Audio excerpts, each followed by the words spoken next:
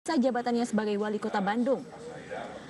Keputusannya diambil setelah berdialog dengan banyak pihak, termasuk Presiden Republik Indonesia Joko Widodo serta keluarganya.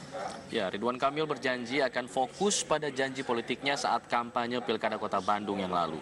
Ia juga menyatakan belum memutuskan langkah ke depan dalam karir politiknya ini. Pertimbangan terbesarnya hanya satu, tugas saya belum selesai di periode pertama. Mungkin nanti setelah selesai, insya Allah kemanapun takdir membawa, selama karyanya ada, jadi bekal saya untuk berkiprah di lembaga-lembaga lebih tinggi selanjutnya. Jadi bisa ke Jakarta juga suatu hari, mungkin juga ke Jawa Barat, jika memang ada takdirnya.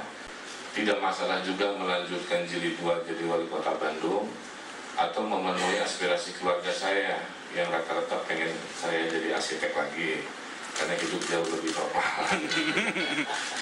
Ya, keputusan Ridwan Kamil ini untuk tidak maju dalam Pilkada DKI Jakarta mengakhiri rumor yang kerap mengait-ngaitkan dirinya. Ya, meski Ridwan Kamil batal maju, pertarungan menuju kursi DKI 1 terus terjadi.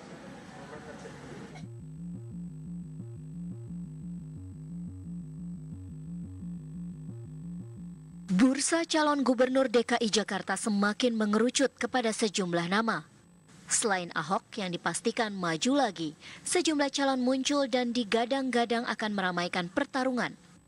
Di antaranya adalah Gubernur Jawa Tengah Ganjar Pranowo dan Wali Kota Bandung Ridwan Kamil.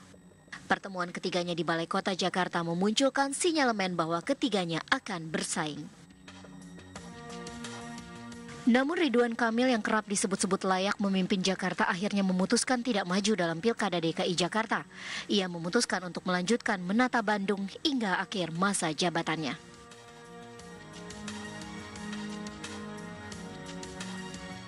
Sementara itu Ahok yang sudah merintis pencalonan dari jalur independen serta didukung Partai Nasdem belum memutuskan jalurnya yang akan dipilih. Apalagi Ahok mengklaim mendapat restu dari Ketua Umum PDIP, Megawati Soekarno Putri. Pendaftaran kan Juli. Kita perkirakan mau ngisi, ngetik, verifikasi mungkin butuh 3 bulan internal. Berarti Bapak ngasih Jadi waktu sampai April harus bisa kita putuskan. Ya. Lagi Mega juga ya Pak ya? Lagi berusaha Bu Mega juga. Kalau Bu Mega sih udah pasti oke sebetulnya kalau secara pribadi kita mesti rawatin rapatnya juga gitu. Sedangkan Gubernur Jawa Tengah Ganjar Pranowo menyatakan bergantung pada keputusan PDIP. Kita harus siap selalu. Kalau saya dulu dari DPR sudah seperti juga nggak ngerti. Saya juga nggak ngerti kan tiba-tiba, nah kamu ikut daftar di sana. Seperti macam-macam, terus kemudian saya terisi. Kan gitu. Gitu. Sementara itu pengamat politik Heri Budianto menyatakan kandidat yang akan maju membutuhkan dukungan partai politik termasuk Ahok. Hal itu mengacu pada statistik dalam Pilkada DKI Jakarta.